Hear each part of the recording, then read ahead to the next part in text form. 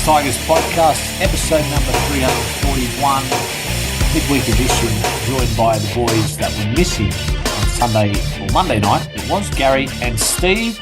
Start with you, Steve. Did you have a word to describe the 40-6 loss to Roosters? My word would be professional, and that's from the Roosters. It was just such a professional outfit doing their job, and they just beat us in every single facet of the game. Gary? Yeah, for me, it's just expected. It was actually probably a little bit better than I was expecting. When you go through that Roosters squad, you have a look at the amount of talent across the park. I think a point you made last week, Eddie, about comparing the players in that team to ours, and probably Appy's the only one that makes the side. I think that shows why you got the result you did. And I went to the game and I was sitting there expecting probably at least 50-0. And I guess getting 40-4 is a little bit better than that. Don't know if you noticed, Steve, but you make your point first, and then I'm going to have something about Monday's pod. Yeah, okay. Well, my point is going to be I've got a little phrase as well, and my phrase is, what's the point? And I don't want to be overly negative, and I know you guys copped it for being a bit negative on Sunday night, but what's the point? Like, two situations in that game. The first thing is the reality is we're not good enough, and I think we all accept that. But the officiating that continually goes against us, like two sin bins that were laughable at best, and would they have been sin bins for the better teams in the comp? I doubt it very much. We just get caned week after week after week because we are the West Tigers coming last. So my question there is, what's the point? My other what's the point is to the NRL. You look through that Roosters team and, I'm just fed up with it. I'm sick of it. That team would be so far over the salary cap, it's not funny. And yet they're going to bring in Fafita, and they're still on the hunt. Now, I know they're losing players this year, and that's probably the first time they're actually shedding to gain. But you do get to a point as a fan where you look at the NRL and you ask them, what's the bloody point of following this game? Because as a cellar dweller, there doesn't seem to be any way of getting off the bottom because we get caned every week. And the salary cap is non-existent for the better teams. Am I being too emotional? Am I being too unfair there? Look, I don't think so, Steve, but the one thing I am going to try and avoid is, the referees were really poor the other night, but that's the gulf between the teams is the issue. The gulf in the class that we put on the field compared to what they put on the field, that's the issue. And what I don't want to do is use referees' poor decisions, which they were poor decisions, but not to use those as an excuse and I know you're not using it as an excuse, Steve. No, mate, because I'm the one who said all season we make the 8 or it's not good enough, right? There are no excuses. I live by that mantra, and I agree with you. My point is just that it's just getting to the point where it's farcical. Yeah, they were terrible decisions, but I saw a lot of commentary from our fans about those decisions. Those decisions had no influence on that game. We were going to get flogged no matter what. They were terrible decisions, and it's something the NRL needs to look at across the board, especially to the refereeing towards lower place sides. But the fact of the matter is we just weren't good enough on Sunday. And it's not that we weren't good enough on Sunday. It's that our squad just isn't in the same class as those top teams. So it's not that we didn't play well enough, or it's that we're fielding a side that is miles away from what the Roosters are fielding. Is it only that team, though, Gary? Because I talk a little bit about Storm and Penrith, like in the preview later on, but I look at that Roosters team, and if I was to give them a monetary value every player, I would say that squad is far better than any squad in the NRL. Yeah, I think that's the best squad in the NRL at this point in time. Penrith, I think you made the point on the pod on Monday night, Eddie, where you said Penrith seem to be shedding players constantly, and that, while it's not bringing them back to the field, like they've won 3 comps in a row, but it is having an impact on them. They're losing high-quality players constantly. They just have players coming in at the other end, and I kind of respect that, despite how much I hate the Panthers. I respect that they've been able to deal with the players that they've lost. But the Roosters, on the other hand, they just tend to go on their merry way, sign who they want to sign. And yes, they're losing a couple of players, but then they've got big name players coming in. They're offering, as Steve said, David Fifita, huge contracts. And I did see somewhere, have they signed, has Angus Crichton now re-signed as well? Yeah, I thought I saw that as well. And their ability to maintain a roster is completely different to what those other sides are. And I think that's why they're fielding that side they're fielding this year. And I'll be honest with you, if they don't win the comp this year, that's a failure for that team. Well, like you talk about respecting Penrith, like we'll get into this later, I'm sure. I don't respect Penrith. I hate Penrith. Well, you respect what they're doing, right? You just said that. Well, my point is, you look like we'll get into this later, but you look at this Melbourne side. It's not star-studded, right? It's not. It's just a team and a club with a culture of winning. Yep. And there's a big difference where Roosters just have a culture of going out and raping the competition. Like what they put on the field the other day was ridiculous. Now they're talking about getting Townsend at some ridiculous nominal amount, less than half the value he's currently on. Now, how do the NRL allow that? Because Nick Politis carries on like a big soot when he doesn't get his own way. I thought, Steve, I saw that, and I thought Gordon Tallis, to his credit, he actually raised his eyebrows. He said, Can you actually register a player like Chad Townsend for $300,000 and believe that he's only going to get that amount of money? Like, you can't. Well, you can if you're the Roosters, because all the hard hitters go into the NRL and you use all their corporate pull and get what they want. And I'm not talking from facts here. I don't know anything, right? I'm just talking about what I see, and it's my opinion. But you just get fed up with it. I just cannot stand that everything about that club, because they don't build anything, they don't contribute anything, they just take. And you watch them go after Lachlan Galvin, right? They'll be salivating already.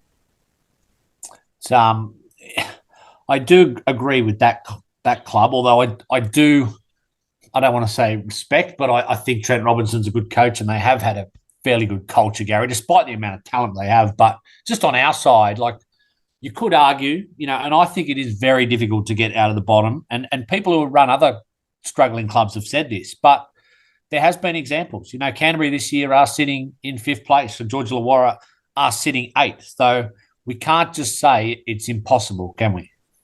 Yeah, Declan's argument from about 3 or 4 years ago that the Bulldogs were building, it looks like they've really got themselves into a really strong position for this season.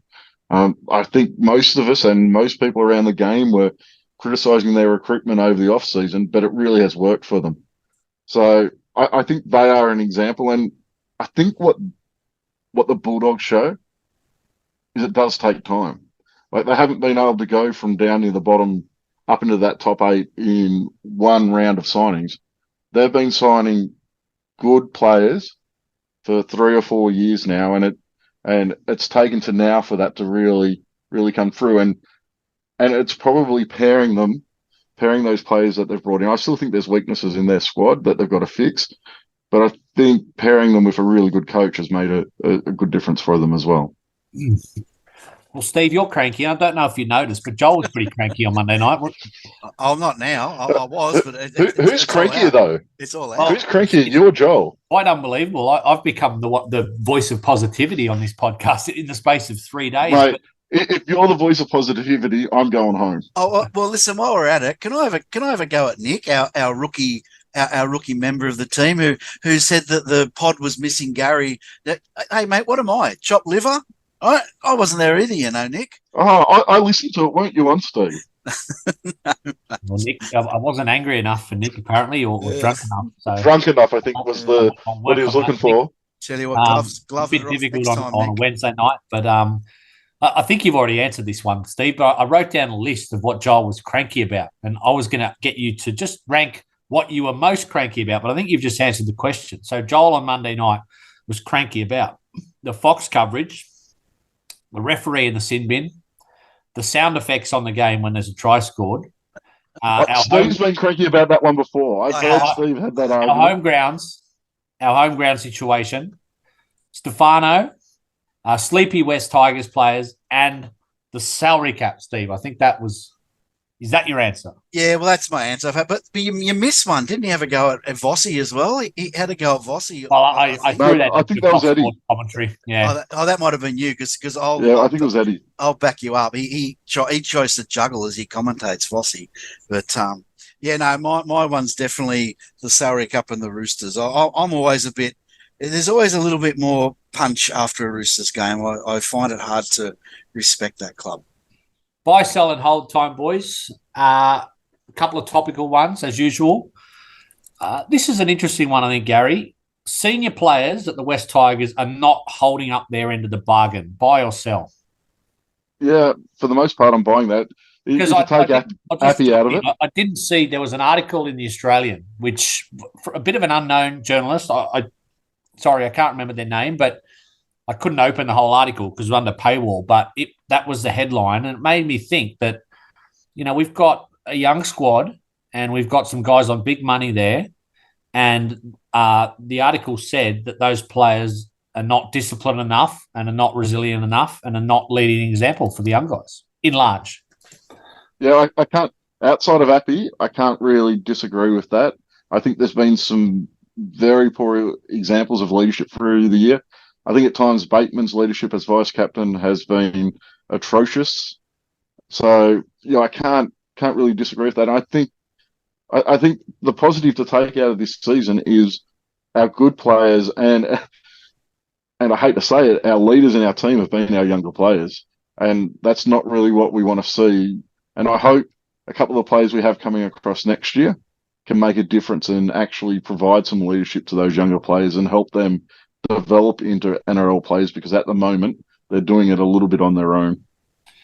That seems the biggest difference to me, Steve, when I look at the Dragons and the Bulldogs, is that some of their senior players have stepped up. Obviously, the Bulldogs brought in Stephen Crichton, who's been a great leader, but they brought in some real sort of journeymen, the Bulldogs, Kurt Mann and a few others who weren't big names, but are actually providing leadership for young players at that club. Yeah, 100%. And like the guy that comes to mind for me is Kikau. I think he's just been extraordinary. I always have thought he's been a good player, but he has actually grown with the challenge of being in a less able or a weaker club, right, a weaker team, and taken on that challenge. And it's a pity some of our guys, that's a guy someone like Stefano could have a really good look at and take a leaf out of his book. He says, righto, you want the support, you want the wins, you want the good players around you. Well, you need to be that good player. You need to be that guy that leads others rather than do you class him as a senior player though in this team? Not as far as number of games and years of experience, but I suppose as far as expectation on performance, you'd have to put him up there. And if you're asking for $800,000 a season, then you're really putting your hand up for that role. It's a difficult game to judge it, Gary, because, we get flogged by the Roosters every year, but the sort of concern, maybe it'll be alleviated this week, is that we got a few guys back, not necessarily Dewey, but we got Clemmer and Bateman back, and we didn't get any better. Yeah, I don't think that's a good game to judge it on. I just think the golf in talent on the field was what was shown on the weekend. We aren't able to match it with the Roosters. If we were to win against the Roosters, they would have to have a really poor night, and we would have to be playing at our best level. And they didn't have a really poor night, and we probably weren't playing at our best level. But I'm not going to judge too much on that, because I think that game was as expected. It went how you have a look. They're probably the best roster in the game, as we've said, and we're at least in the bottom couple of rosters. I think we're the worst roster in the competition this year. And I think that's what you kind of get when those two things come up against each other. Question 2, Steve. Stefano should still be a priority re-signing for the club, buy or sell? Okay, well, I'm buying that, but I've got a fairly lengthy reason for it, though, mate. So, cut me off if I'm boring you. But okay, I'll start talking now then. I was talking to Eddie. For me, right? For me, the problem is not that Stefano is not performing, right? I reckon that is the consequence of the problem, if you can follow me. I reckon the problem at our club is we are not able to get players to perform at their best. Maybe we don't nurture them well enough. Maybe we don't coach them well enough. Maybe we don't get them to believe in themselves well enough. Maybe they don't believe in themselves because they're copping floggings week after week after week. And guys that don't have that internal fortitude to really self-believe struggle, right? Like I think Appy performs because he believes himself no matter what. But Stefano doesn't, right? So he gets flogging week after week after week, and the systems aren't in place to turn that mindset around, and therefore he underperforms. So to me, the problem is not Stefano. We need Stefano. He is potentially an elite prop, and he will be at another club, I believe. The problem is us being able to change his mindset and coach him in a way that gets the best out of him. That's my opinion. So a question for you, Steve. You're saying he'll be an elite prop at another club. If he's goes to another club, is he the forward leader at that club? Is he their number one prop? Not day one, no, because he's not going there because he's not taken anything with him. Like he hasn't learnt to do that. But I reckon if he went to Melbourne, for example, you know, I'm just picking a name out of a hat. But if he went to Melbourne, within 2 seasons, I think you'd see him get to that level under that system, under that coaching. I think he'd become the player he can become. And I could be proven wrong. I could be proven right. I don't know. It's not. I mean, Gary, it's not something new that Steve's raising. We're going all the way back to Luke Brooks and even Sean Bloor and guys who come through the club that sort of pop and then not necessarily regress, but plateau, and then you start to wonder whether they can reach their potential at this club. Plateau is definitely the word, and I don't disagree with what you're saying, Steve. The issue I have with where we are with Stefano at the moment is if you're paying him that $800,000 to $1 million that's being floated around, we've offered him $800,000, then you're buying the number one prop you're going to have at your club. You're not having someone else who's going to be your forward leader. And at this point in time, he hasn't shown that. And that may be due to issues at the club. It may not be. But it means we're banking on that he is going to turn into that forward leader when what he has shown this year is he hasn't been able to do that. And what you really want from that guy, that number one guy you're bringing in to lead your pack, is the ability to do that no matter what the circumstances are. And that's my concern. I'm earlier in the week, I would have said pull the offer that we've got for him. I've probably eased up on that a little bit, but there's no way you can go any higher than the $800,000 that we've offered. There's no way if someone comes in and offers him $900,000, you can go and match that, because we've offered him a 5-year contract. And if we've just banked on potential, and yes, it may be our fault that we don't get that out of him, but we're paying for a guy that you need to be able to produce that themselves, that you can't be relying on all those other things outside and the club being strong. We need this signing to be that key signing. So at this point in time, I think that $800,000 is probably a little too much. And look, I want Stefano to stay. I really like him. I think he's got a lot of potential, but I am worried about paying that $800,000 for him to stay. Well, I'm worried about the fact that if he does stay, that we won't bring out the best in him and won't bring out his potential. That's my greatest issue. So to go to what you're saying, Gary, that we're going to go out there and look. So we need to find someone that is at the peak of their powers, is that hard-nosed forward leader that we need, but also has incredible self-belief, is self-motivated, isn't going to be distracted by the negativity that comes with playing in a team at the bottom of the table, and is going to risk their career by coming to our club, and we're going to pay what, $800,000? We'll be paying 1.2 to get that bloke to the club. You know what I mean? Not necessarily. Look, my aim right now and I know his form hasn't been great this year, but he was injured all off season. Is I'd be looking at Solomona. I'd be having a real hard look at him. I think this weekend's really interesting in that go. And I know he's 29, but he's still got years on his contract at Melbourne, so they're going to have to pay something to get rid of him. So I think you can get him a lot cheaper than that $800,000 mark. You're probably only looking at a 2-year deal, so you're not tying yourself in long term onto something that may not work. And at this point in time, I'm viewing that as the better option. And then there's a couple of guys. There's a guy up at Brisbane. There's a couple of guys at the Sharks that you may be able to bring in to partner him. And for not much more outlay than you're looking at Stefano. And I think at this point in time, with it looking like Stefano doesn't even want to be here, I think that's probably the better bet and the better planning moving forward. Interesting one. It's I'd be worried, Gary, about how someone like Nelson, who's a bit of a hothead and was out of the Storm team for the first couple of months, would adapt at our club. Mate, I'm really worried about him being a very undisciplined player when we're already the most penalised and most sin bin side in the comp. But the thing is, Stefano... Is he going to thrive in our culture?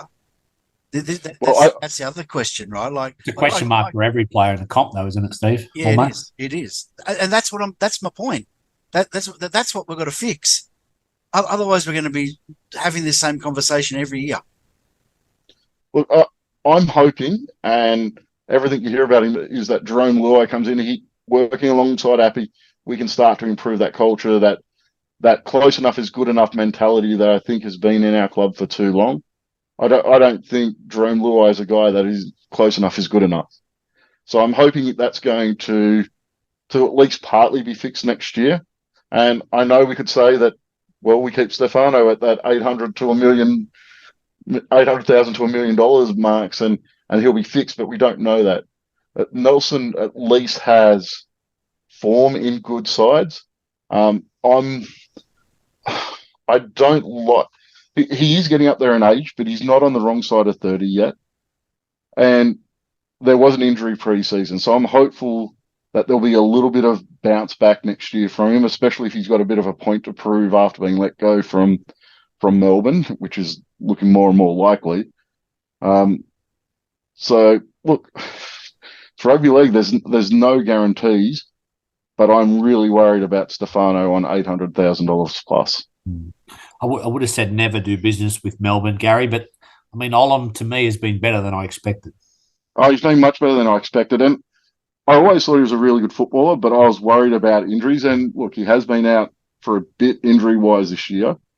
But when he's been in, I think he's held his own and probably been our strongest centre. Well, not probably, he's been by far our strongest centre all season. So that one's played out fairly well, I think, for both sides, because Sean Buller has been pretty good down in Melbourne as well. Question 3, Steve. You were disappointed with our 3 home ground strategy for the next 3 years, buy or sell. Yeah, I am buying that. And again, this is just a personal thing.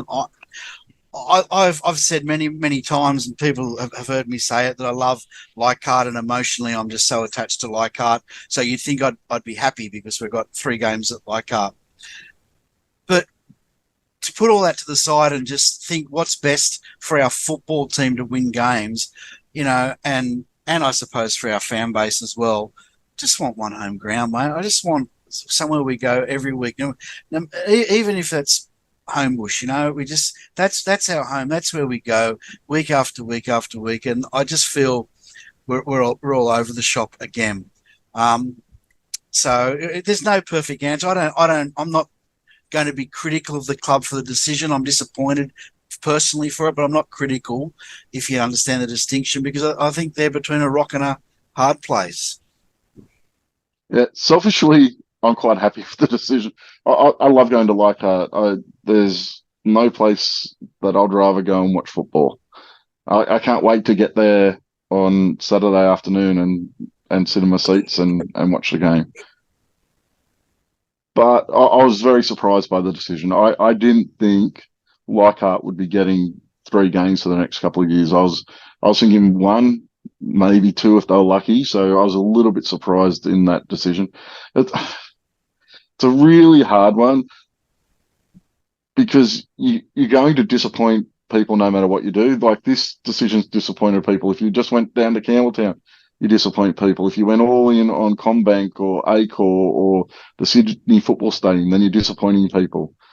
I was thinking that Richo would make a decision that would upset people, and this to me kind of feels like just aiming straight down the middle again and trying to please everyone, and really not pleasing anyone other than me, who's glad to get 3 games a year at Leichhardt. I wonder, Steve, if anything changed, because Richo's language was definitely, it might have just been a ploy to get an upgrade for Leichhardt Oval, but it didn't seem that way based on his history with other clubs and his language. So, like I know Instagram's not a great guide, but if you go to, posts about our home grounds, the first 10 comments are always, something about Leichhardt. We've got to stay at Leichhardt. I wonder if he was swayed. I was just surprised he made this decision. And none of us seem really angry about it, but none of us are that happy. I think all of us would have been happier if he just said, right, Leichhardt and Campbelltown, or majority Campbelltown, or 1 ground ANZ, 1 ground CommBank. Instead, it's back to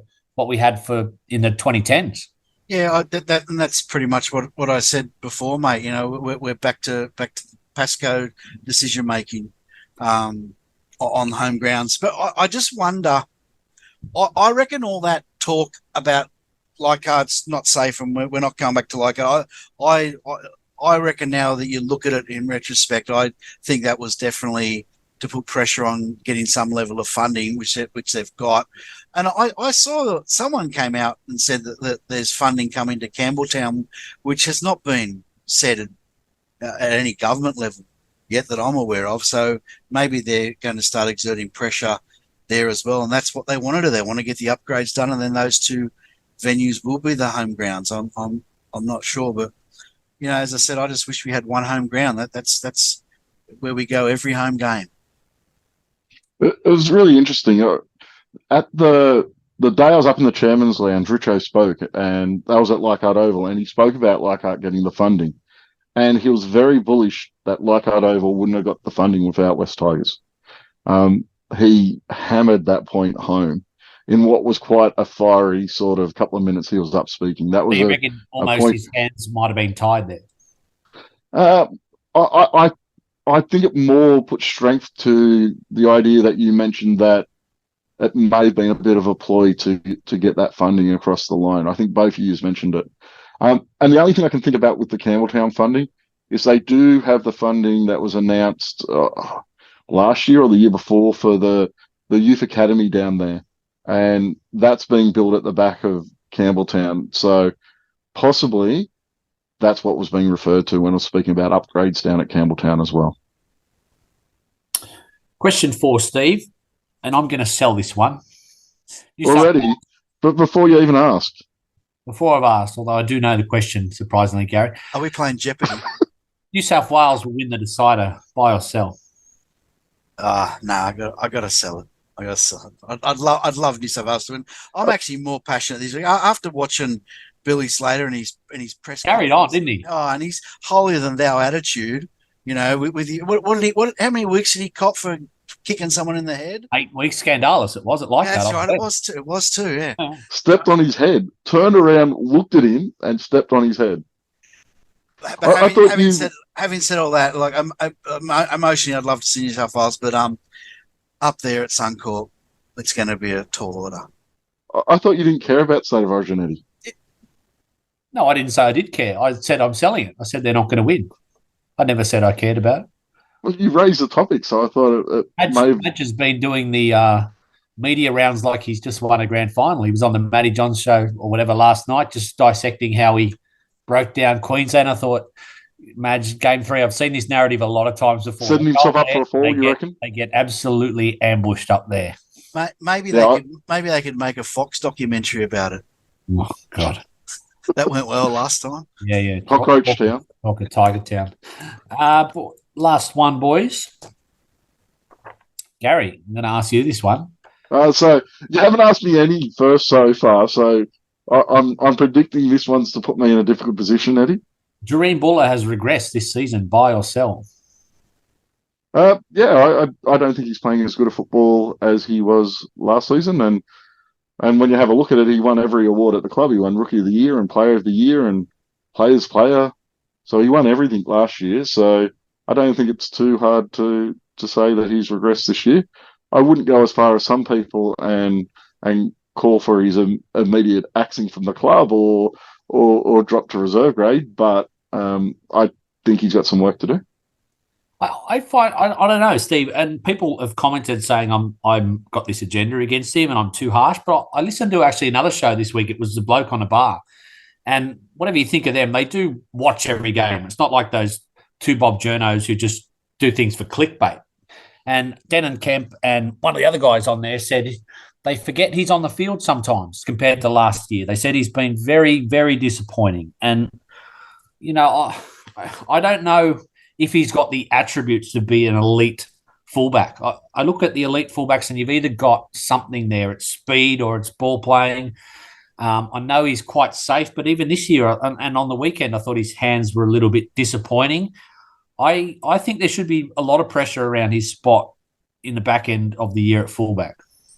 So before I answer, can I just ask you, so that one pod you listen to, Bloke on the Bar, does that come on after Two Blokes at the Bar? Is that they have a few drinks Bloke and they get on the bar? It's bloke in a bar, on a bar. The podcast is quite popular, Steve, the Denon Kemp one. Look, I Steve only listens to himself. That's true. I mute you out every chance I get. I agree. He has regressed this year, and I reckon it's probably playing on his confidence because he's seems to be accelerating it going backwards at the back end of the year, if that makes sense. I just think defensively, I think he's very sound and very good. On our line, he's strong. I think his positional play, he has been found wanting a couple of times, more than a couple of times, but I think that's improving. Just going from memory and what I've seen, where I'm really concerned about him is his lack of variety in attack. And I know we've mentioned, and Gary's mentioned more than anyone else, a lot of he needs to develop that ability to go through the middle.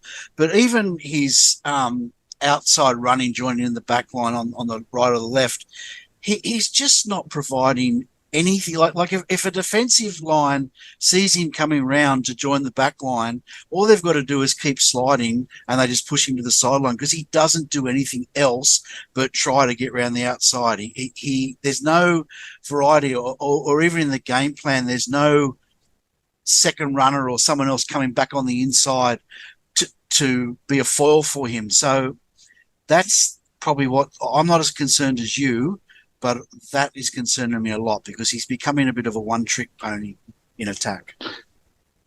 I think our attack for most of the season has been a little bit of a one-trick pony, and I think he's more of a symptom than that. Look, I think he does have issues. I don't think he straightens enough, but I also don't think we provide the go forward to actually allow any of our players to straighten. If you have a look at the majority of our attacking plays, they're on about a 45-degree angle heading towards the sideline. And it's been that way all season.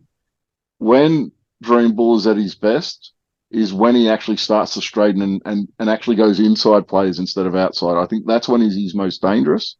And my thoughts is it's the lack of distance between him and the defensive line and our whole attacking line and the defensive line that's causing that issue of us going across, and we don't hold the defenders up, and I've spoken about that a fair bit. And while I do think he's partially the cause of that because of his inability to straighten, I think our lack of punch through the middle is really affecting our ability to straighten the attack as we go wide.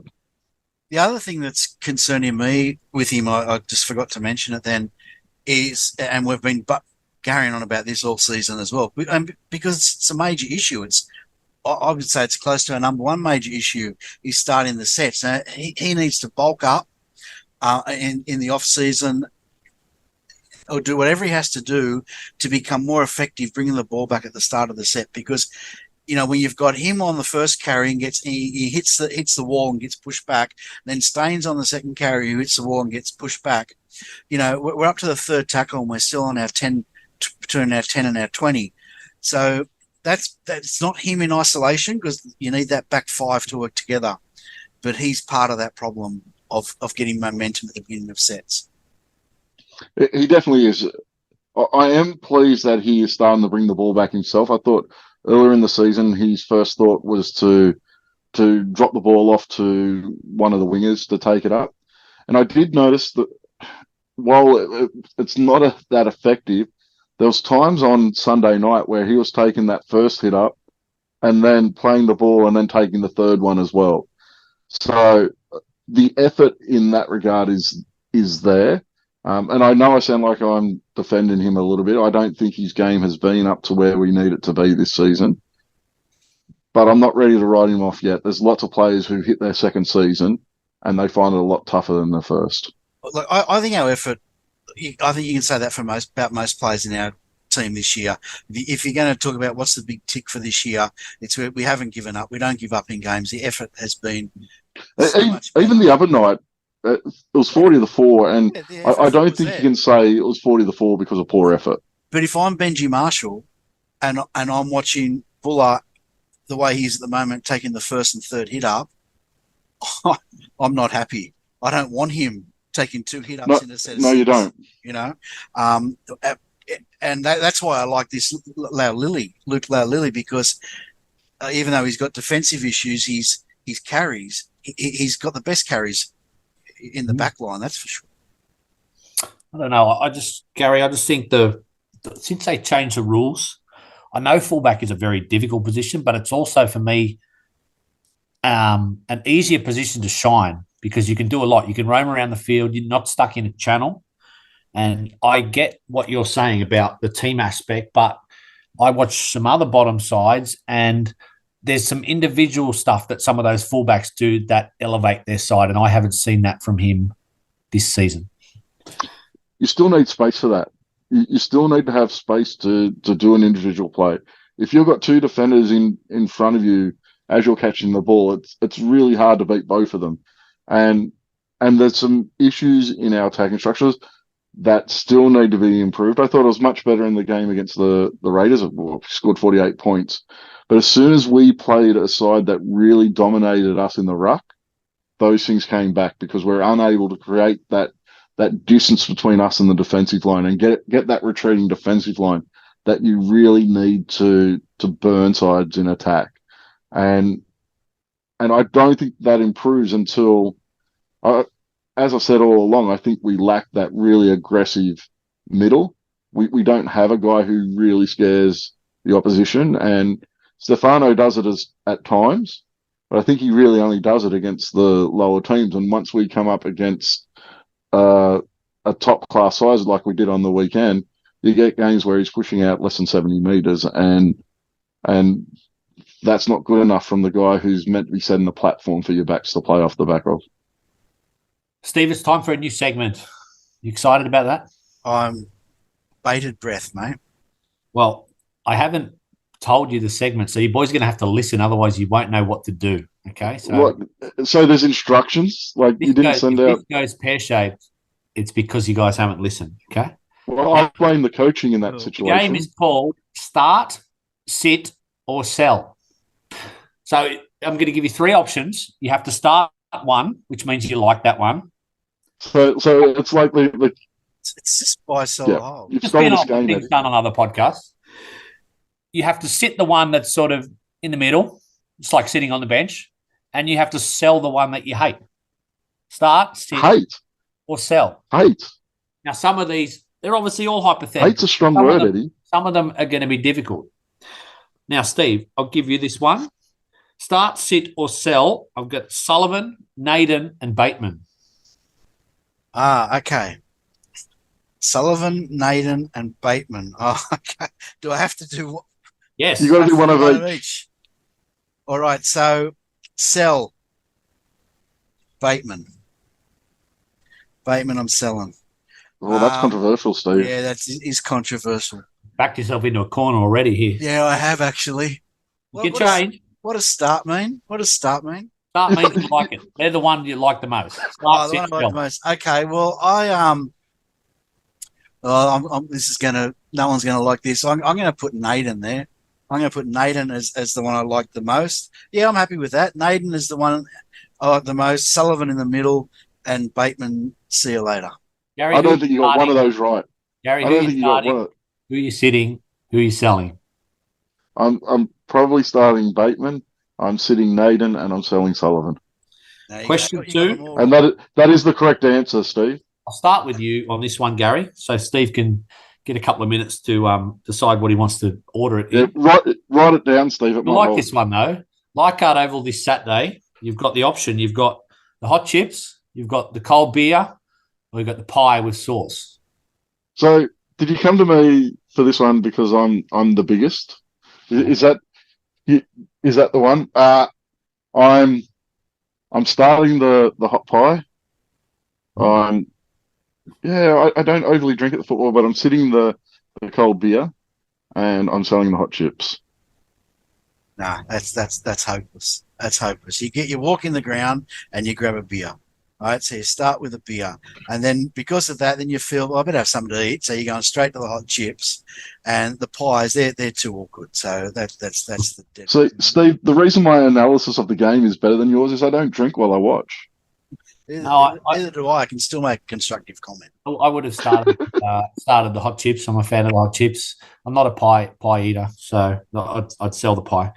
Steve, no vodka and Red Bull on there. Well, if they sell it at Leichhardt, I'd definitely be interested. I don't think they do. They sell bourbon and Coke, so I might have one of them if we're 30-0 down at halftime. Steve, start, sit, or sell the bunker, Fox Sports, and the salary cap. Oh, mate, you're not getting me with a start or a sit. I'm selling the bunker, I'm selling Fox, and I'm selling the salary cap. Done. Gary, that's not the idea of the game, Steve. He doesn't understand the game, Gary, but you can participate in the game. The bunker, Fox Sports, and the salary cap. I'm starting the bunker, but I'll be fixing it. I'm sitting Fox. No, I'm sitting the salary cap, and I'm selling Fox Sports. Like, their coverage this year is atrocious, and any organisation that puts out NRL 360 as their flagship show to cover a sport, you've lost me. Well, a couple of tricky ones, boys, because these are one with past players and one with current players or admin. Gary, I'll start with you this one. Start, sit, or sell Keith Galloway, Aaron Woods, John Skandalis. I'm starting Scando. I'm sitting Big Keithy, and I'm selling Aaron Woods because he sold us. I think you got that one spot on. Steve, this is a tricky one. All in their current roles, and it's an unfair question, but I like posing unfair questions. Benji Marshall, Happy Coruscant, Shane Richardson. That is a hard question. Poor Benji. So, yeah, it is. Benji's gone. It is poor Benji. I'm starting with Appy. I'm sitting Richo, and sorry, Benji. Gonski. So you're not starting with Richo. You'd go Appy over Richo. Yeah. Richo up front could provide 10 minutes of some good hit ups. I reckon Richo. Appy has. I'm loyal to Appy. He's an amazing player. That's the end of the game, boys. That was a good. You've only got a couple of years left, Steve. Richo could set us up for the next 20. Listeners, if you like that new segment, it could become a regular segment in the midweek edition of the podcast. Did you spend a lot of time preparing for it? I spent about 20 minutes on that, thinking of some curly ones. Possibly didn't come through, but anyway. Next time, maybe stick to the rules. The game might be a bit better. Let's play the preview of this week, boys. We play Storm at Leichhardt, 5:30 on a Saturday. I am in the minority here, and it's self-interest, Steve, but I'm not a fan of Sunday afternoon at Leichhardt, and everyone carries on about that. I love the 5:30 Saturday because you can have a couple of maybe drinks before the game. You can go out after the game. I think it's the perfect time for Leichhardt if you don't have kids or a family to look after. Yeah, well, that's right. If the game is just About me. The beginning of an evening, I suppose 5:30 is perfect. Yeah, I really don't care. I don't mind what time slot it is. I'm retired, mate. I'll go to whenever. It doesn't. Except for Thursday night, Steve. No one likes Thursday night. We got two of them coming up at Leichhardt, 7:50. I know we do. I love Thursday nights because you get to watch footy on a Thursday. I think it's great. Storm are first by 4 points again, Steve. They are and we don't like to prop up other clubs, but it's unbelievable how they do it every single year. Well, you're right, Eddie. What's unbelievable about it is if you go down through their roster, or at least the roster they've put out, the 17 they've put out for this week, it is not full of stars, and it hasn't been full of stars all season. They've had Munster out for extended periods of time. I think Jerome Hughes was out for a while too, wasn't he? Was he suspended for a few weeks? Harry Grant's out at the moment, missing a second week. They've Pappenhausen hasn't played much. Yeah, that's right. Pappenhausen hasn't played. So they are just the absolute experts at that cliche of next man up and that person does their job, right? And that's my big point for this week. If we are any chance, we need every single player in our 17 to come in and just do their job and execute at 100%, because that's what the Storm will do. They'll just come in and they'll kick deep, they'll chase, they'll put us in a corner, and they will hem us into our end of the field. They'll pressure our kick, and they'll start their set at an advantage, and they'll do it for 80 minutes. And there won't be any flair. There won't be any possibly 100-meter tries. It'll just be clinical and precise. So we've got to match that. Gary, we've played the Storm 13 times at Leichhardt. How many do you think we've won? 8. We have. That is remarkable. That is absolutely remarkable. And maybe someone put that in front of Shane Richardson's face, because they have been excellent for 20 years. They've had Cameron Smith, Billy Slater, all those guys come to Leichhardt, and we've won 8 of 13 against them. Yeah, it seems to be a ground that they really struggle at. There's been some really good performances there. Some of the best memories I have at Leichhardt Oval are from when we played Storm games. There was a game years ago where Chris Lawrence took the ball down the blind side from a scrum and ran 80 metres to win the game. These are things that tend to happen, and they're quite often wet games when we play the Storm there as well. And this week. That's right. And I think that's the big leveler between these two sides. And while I agree the Storm are very clinical, there have been times where they've been up and down. And even in the game against the Raiders last weekend, they were a little bit up and down during that game as well. So I do think there is a chance there this weekend. I'm much more confident going into this game than I was against the Roosters, despite how well the Storm are doing this season, because when they play poorly, they still seem to be winning this season. But I do rate us a chance. Leichhardt Oval's been good for us this year. 2 games there, 2 wins, coming up for the 3rd game. I do think we're a chance this weekend, and not because of how great a football we're playing or how poor they've been playing. It's more the Leichhardt Oval. It's got the ingredients, Gary, doesn't it? It's got those. It does. They're resting Harry Grant, which is big as well. It's huge for us, but we have to be really strong through that middle of the field, and we need to hold their forwards through the middle and give ourselves a little bit of a chance. And if we can win a little bit of line speed, a little bit of the ruck, then I think we can get away with a win this weekend. I think the bench is going to play a huge part in it this week. Who wins the battle of the bench? They got Christian Welch and Solomona coming off the bench, as opposed we've got Seafarth and Clemmer, and Fainu. Now those guys can actually match it with Welch and Solomona. They can. They just have to. Anything stand out, Gary? You could argue it's one of the strongest sides we've put on the field for probably the last couple of months, at least, with Dewey now starting and Clemmer back and Bateman back. Heath Mason's back on the interchange bench. Probably, hopefully, Olam plays, because I think he'll be really up for this game, given the Storm let him go. He's named at 22. I really think that's a key for us, Eddie. I think Olam coming to that side, and he was quite confident he would play, and I'm thinking he'll want to play this game. I think he'll be desperate to play this game, because I don't think he was too happy with how his time at the Storm ended. And I think it's crucial that he does play. for Tape, I didn't think was great on the weekend, and rewarding his form on the wing and moving him into the centres, that's a big concern for me. So I think if Olam's playing, that increases our chances massively.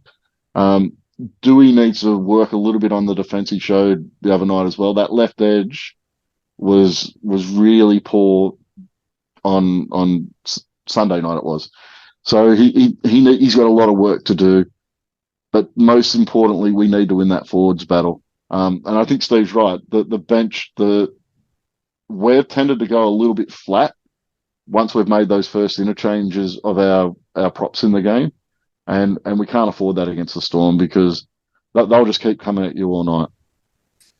Brett Naden, it's surely the end of the road for him, Steve, at our club. I know he's contracted for next year, but apparently he was hooked in the last 15 minutes on Sunday night. I don't even remember that, but I've been disappointed. Even the games he hasn't had bad discipline. He's just been really, really quiet and looks slow and a bit disinterested. Well, it goes back to points we were talking about earlier. He would be considered an experienced player in our squad, and he certainly doesn't live up to that, unfortunately. I don't know. It disappoints me greatly because I see a good footballer there. You know, I see a guy who can actually play the game and has a skill set, but he's just so inconsistent and ill-disciplined, and I don't know whether he can't concentrate or what it is, but he just can't seem to string 80 minutes together without some major errors, unforced errors.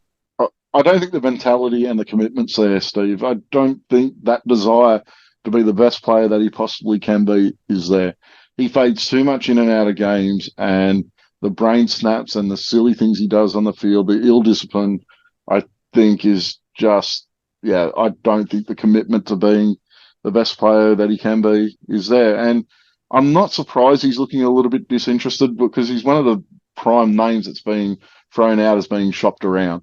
So I'm not that surprised that his form and his interest in games hasn't appeared that high. But I don't think he's got anyone else to blame other than himself for that. Prediction time, boys. This is. I'll be honest. I'm gonna tip us to win for the first time since round 4. I'm worried about, Steve, the fact that we've actually won 2 at Leichhardt. Sometimes we turn up if we're in that mode and we just expect the crowd to lift you, and the other team just, they're all over you from the start. So I'm hope they're not relying on that. But I think that Harry Grant exclusion is big for us. And if it's a wet night, I think we can win. I'm going to go 18-16 Tigers. Okay, well, I'm going to go 26-18 Storm. I think they'll get the chocolates, but I don't think it'll be anything like last week. Your prediction, Gary? Yeah, I'll go 20-18 Tigers, maybe. Okay, I'm the voice of positivity. Yeah, as I said, if you're the voice of positivity, I'm worried for this world. Yeah, Steve, you're hosting the quiz tonight, I believe. I am. That's right. Yeah, Steve's quiz, brought to you by Yachty. All right, question 1. Here we go. In round 4, 2006, West Tigers hosted the Storm at Leichhardt. We won the game 30-28. What were our scoring plays? Now, Brett Hodgson was goal kicking that day. But what were our scoring plays? Was it A, 4 tries, 4 conversions, and 3 penalty goals? Was it B, 5 tries, 5 goals? Was it C, 6 tries and 3 goals? Or was it D, 7 tries and 1 goal? I'm going to say it was a bad day with the boot. We had some of them, Hodjo. So I'm going to go with 7 tries is impossible, isn't it? I'm going to go 6 tries.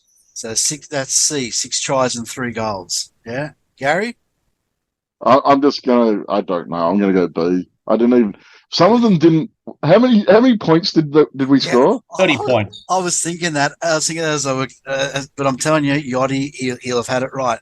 The answer is actually D. 7 tries and just one goal. Does anyone know? Can anyone else remember? And what else happened in that game, which was typical West Tigers? We won the game 30-28. Anyone remember that?